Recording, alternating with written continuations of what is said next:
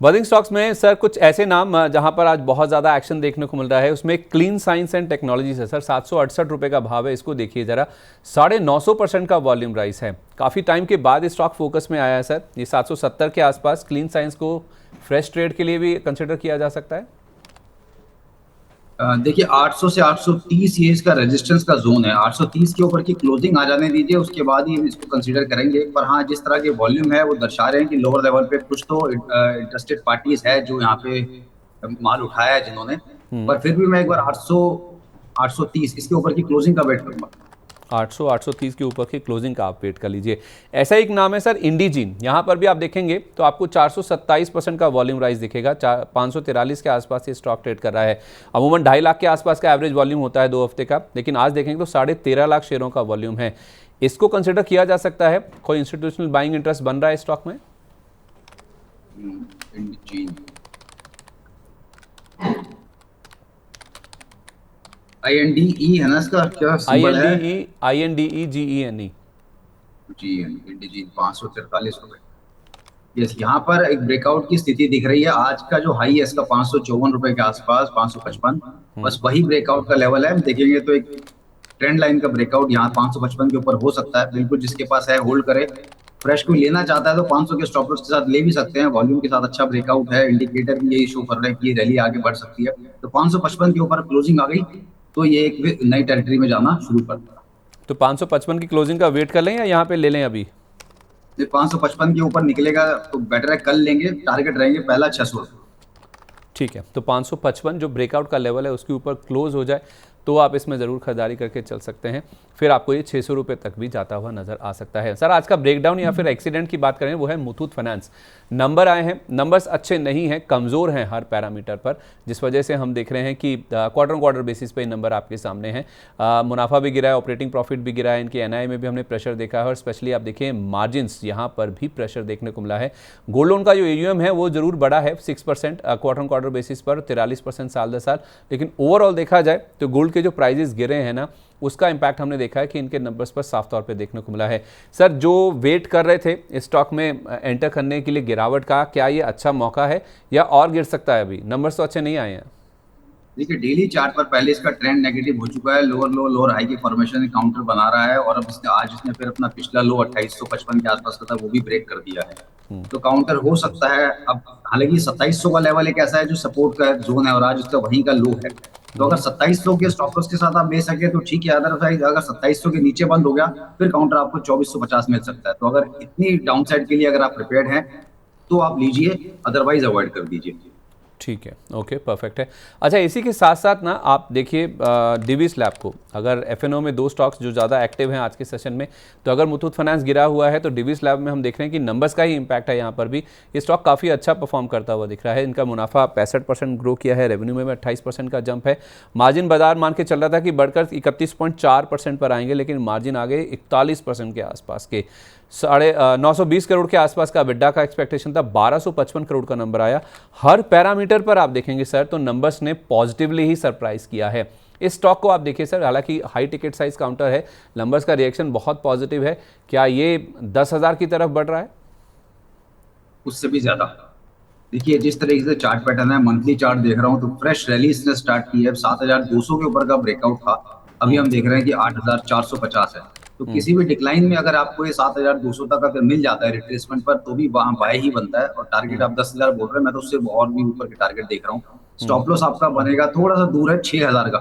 6000 के नीचे का स्टॉप लॉस ही बनता है, लेकिन कोर पोर्टफोलियो का हिस्सा होना चाहिए। 10,000 प्लस के टारगेट आराम से देख लीजिए। मतलब लेना है 7,200 के आसपास ही है। एक्चुअली क्या तो रिट्रेसमेंट हो जाने दो, क्योंकि ज्यादा हीटेड है। ऊपर लेंगे तो 7200 पे अगर आ जाता है तो लोगों को पैनिक हो जाएगा कि इधर 1200 रुपये गिर गया। तो बेटर है एक बार 1200 गिर जाए तब ले लेना। ठीक है, तो 7,200 पर आप लीजिए। 10,000 तो बहुत नीचे की बात है, ये स्टॉक वहाँ से भी और ऊपर जाता हो देख सकते हैं। थोड़ा सा अभी ये हॉट है, काफ़ी चला हुआ है, थोड़ा कूल ऑफ होने दीजिए, थोड़ा नीचे आने दीजिए, उसके बाद अगर आप इसे कंसिडर करें तो आपके लिए ज़्यादा बेटर हो सकता है। ठीक। ठीक है, नतीजों के बाद परसिस्टेंट सिस्टम में क्या किया जाए सर? क्वार्टर क्वार्टर बेसिस पे इनके नंबर्स ठीक नहीं लग रहे हैं। अगर आप रेवेन्यूज़ की बात करें तो 9% के आसपास का यहाँ पे, माफ़ कीजिए, मुनाफे का अगर आप बात करेंगे तो 9.25% के आसपास का ड्रॉप है। रेवेन्यू बढ़कर आए हैं 6%, रुपी रेवेन्यू की बात करें। अच्छी चीज़ अगर नंबर्स में कुछ आप देखेंगे ना तो वो है कांस्टेंट करेंसी रेवेन्यू ग्रोथ। 4.1% का कांस्टेंट करेंसी रेवेन्यू ग्रोथ इन्होंने डिलीवर किया है और 3.2 से 3.5% का एक्सपेक्टेशन था। एबिट भी गिरा है, मार्जिन्स पर भी हमने प्रेशर देखा है और जो टोटल टीसीवी है क्वार्टरली बेसिस पर, जो टोटल कॉन्ट्रैक्ट वैल्यू है 1.15 बिलियन पर आती हुई दिखी है। ओवरऑल सर अभी तक जो आईटी स्पेस के नंबर्स आए हैं ना वो ज़्यादातर अच्छे ही रहे हैं, लेकिन ये नंबर ने थोड़ा सा डिसअपॉइंट किया है और स्टॉक आप देखें तो 2.5% के आसपास की गिरावट के साथ ट्रेड करता हुआ दिख रहा है। आईटी पैक पर और परसिस्टेंट दोनों पर आपका व्यू दीजिए सर।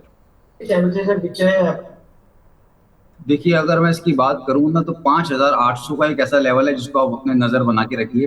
5,800 के ऊपर अगर क्लोजिंग आ गई, क्योंकि उससे पहले 3 बार इसने टॉप लगाया है और वो देख रहा हूँ कि 5,650 से 5,700 उस रेंज में आने के बाद काउंटर थोड़ा अटकता है। तो आप थोड़ा क्वेश्चन दीजिए, 5,800 के ऊपर की अगर क्लोजिंग आ गई तो ये काउंटर को सीधा 7,000 रुपये लेके जाएगी। चार्ट ठीक है, वीक नहीं कहूंगा, लेकिन एक कंसोलिडेशन की जोन में है। नीचे बहुत अच्छा सपोर्ट 4,500 रुपए का है, तो इस रेंज में ट्रेड कर रहा है 4,500 से 5,800 की रेंज। 800 के ऊपर fresh breakout, next target 7,000। Okay, Concord Biotech देखिए सर, पिछला जो क्वार्टर था वो भी काफ़ी मजबूत था और नतीजों के बाद काफ़ी अच्छा मूव हमने स्टॉक में बनता हुआ देखा था। आज भी नंबर्स जो आए हैं हमारे सामने इस तिमाही के, एक पहली तिमाही के, उनमें मुनाफा इनका 33% ग्रो किया, 26% रेवेन्यू बढ़ते हुए दिखा है, बिड्डा में भी जंप है, मार्जिन भी बढ़कर आए हैं, लेकिन इस बार कोई रिएक्शन बहुत शार्प नहीं देखने को मिला है। 1456 तक गया था ये, लेकिन अभी देखिए तो आधे % के आसपास की बढ़त बची है। तो क्या अच्छे नंबर्स डिस्काउंटेड है? पिछले क्वार्टर वाला जो मूव आया था उसी में ही हो गया था मूव इसका पूरा, या फिर अभी अच्छी बात है कि जितना कंसोलिडेट कर ले और ऊपर जाने की संभावना उतनी ज़्यादा बनेगी? नहीं, देखिए यहाँ पे फ्रेश ब्रेकआउट है, थोड़ा सा टाइम वाइज करेक्शन हो सकता है, लेकिन ये काउंटर 1800 के लिए तैयार हो रहा है। किसी भी डिक्लाइन में 1200 तक के लेवल मिलते हैं तो ऐड ही करना है। बहुत अच्छा रिवर्सल वीकली चार्ट पे आ चुका है, तो ये रैली कंटिन्यू करेगी। Next target 1800। ठीक है, तो 1800 के लिए तैयार हो रहा है। नीचे जितना मिल जाए 1200 के आसपास उतना ज़्यादा बढ़िया है। इस तरह से आप चाहें तो स्टॉक पर व्यू बना के चल सकते हैं। आप सर एक बायोकॉन भी देखिए। बायोकॉन ने यूएस में अपनी एक बायोसिमिलर है जिसको कमर्शियल लॉन्च किया है, येसाफिली के नाम से ये लॉन्च किया है इन्होंने, और इसकी जो सालाना बिक्री का नंबर है कुछ $6 बिलियन के आसपास का है। बायोकॉन के स्टॉक में सर इसका रिएक्शन आज नहीं देखने को मिला, स्टॉक काफ़ी फ्लैट ट्रेड करता हुआ दिख रहा है। क्या ये स्टॉक भी बड़ी तेज़ी के लिए तैयार होता हुआ दिख रहा है? तो देखिए, कंसोलिडेशन चल रहा है और अगर मैं मैकडी देख रहा हूँ ना तो ये धीरे धीरे कॉन्ट्रैक्ट होके नीचे की तरफ ही एक सिग्नल दे रहा है। 400 रुपए के ऊपर जब तक तो कोई चिंता की बात नहीं है, लोअर लेवल पे ले भी सकते हैं, पर 395 का सिर्फ स्टॉप लॉस होना चाहिए।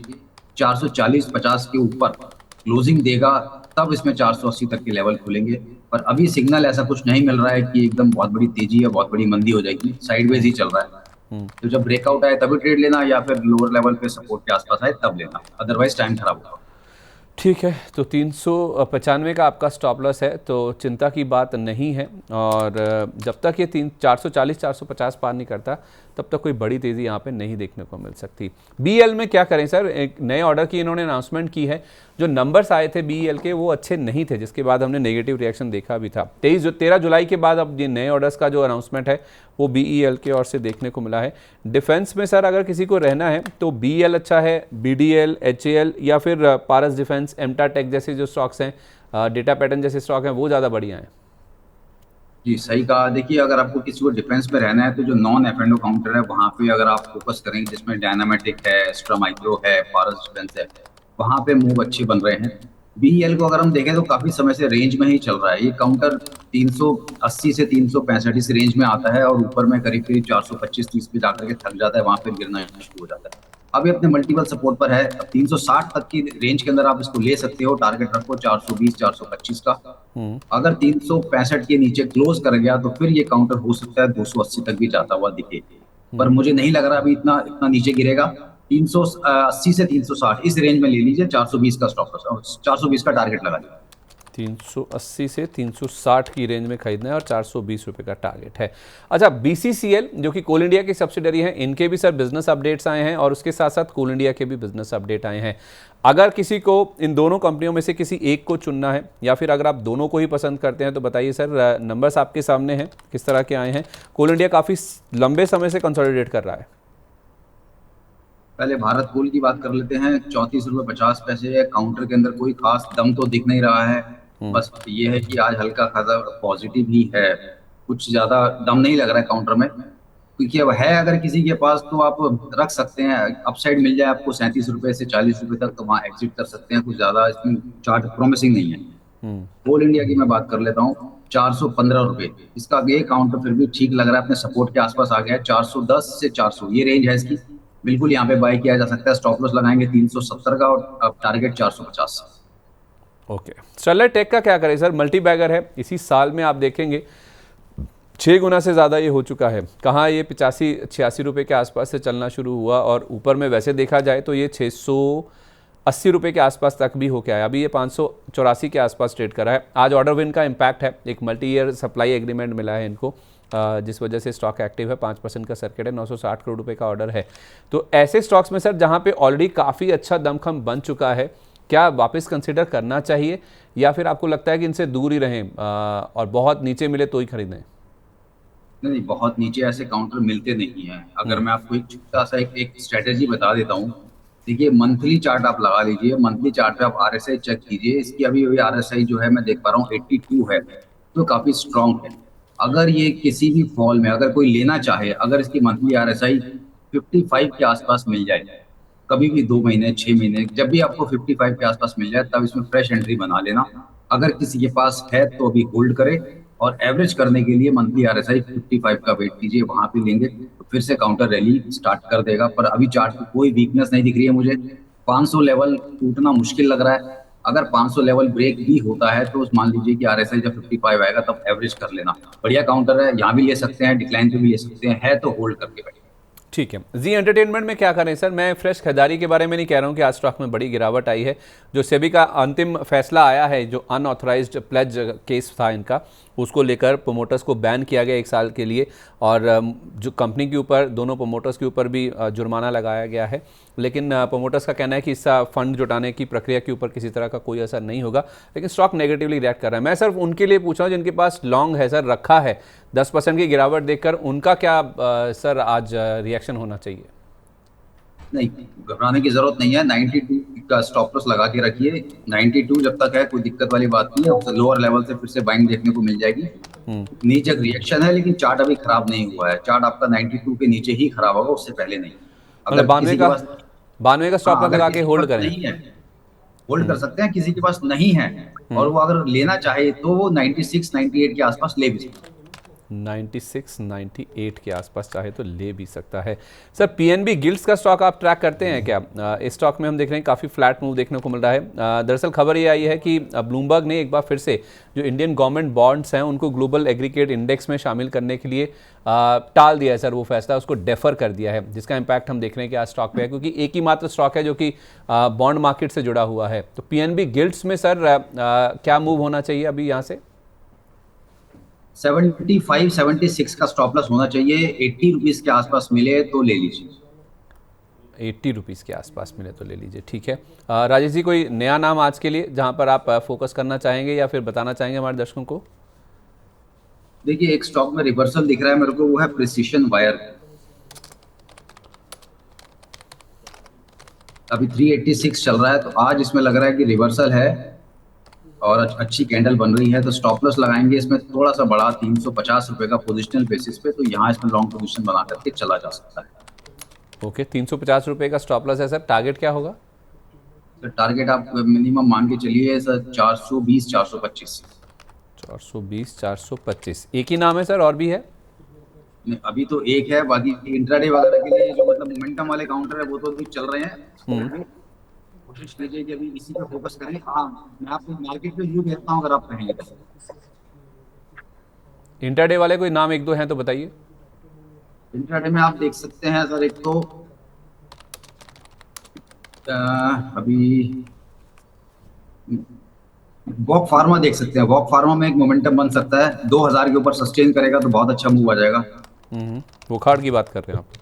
वॉकआउट जी, वॉकआउट पे एक्चुअली पहले भी कॉल दिया हुआ है मैंने 1800 के आसपास, 1750 के स्टॉप लॉस के साथ 2100-2200 तक के लेवल दिए हुए हैं। वो कॉल अभी भी ओपन है। तो आज क्या ठीक है, फ्रेश भी कंसिडर किया जा सकता है वोकार्ड को? 2000 के ऊपर देखेंगे हम। अच्छा, 2000 कुछ ज़्यादा दूर तो है नहीं, तो मतलब 2000 हाँ पार जी, होने एक हम दीजिए देख उसके सकते ऊपर। हैं सर, एलगी एलगी इक्विपमेंट, एक एलगी इक्विपमेंट देख सकते हैं, 585 रुपए चल रहा है। ओके, ELGI एलगी इक्विपमेंट के नाम से है, 585 रुपये सर है अभी भाव। अगर क्या टारगेट स्टॉप लॉस हाँ है जी, इसमें? इसका स्टॉप लॉस लगाएंगे 575 और टारगेट रखेंगे सर 600 रुपए। 600 रुपये का टारगेट है। ये पोजिशनल व्यू है सर 2-5 दिन का? जी, रख सकते हैं सर, हो सकता है आजकल में ही मोमेंटम बन जाए। ठीक है, एक बार एलगी इक्विपमेंट्स दिखाइए। ELGI एलगी इक्विपमेंट्स के नाम से आपको मिलेगा, 585 के आसपास है, 575 रुपये का स्टॉप लॉस रखें। स्टॉक आपको 600 तक जाता है वो देख सकता है। और दूसरा नाम है प्रिसिशन वायर्स का, इसको आप कंसीडर कीजिए, 350 रुपये का स्टॉप लॉस है, 420 425 तक ये स्टॉक भी आपको जाता हुआ नजर आ सकता है। बहुत शुक्रिया आपका राजेश सर, अपना कीमती समय आज हमारे संदीप साथ जी, शेयर। हाँ बोलिए सर प्लीज़। निफ्टी पे व्यू देना था। हाँ हाँ।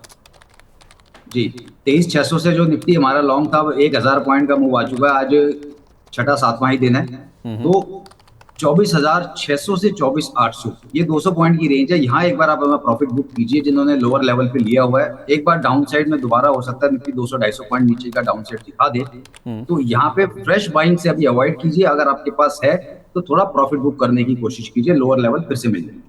ठीक है, ओके, परफेक्ट है। तो काफ़ी नीचे से जिनका बाइंग इंटरेस्ट है वो ये रेंज को कंसिडर कीजिए, 24,600 से 24,800 इसको आप बुक करने के लिए यूज़ कीजिए। और बाद में नीचे 200-250 पॉइंट नीचे मिलेगा तो आप ज़रूर कंसिडर कर सकते हैं दोबारा एंट्री करने के लिए।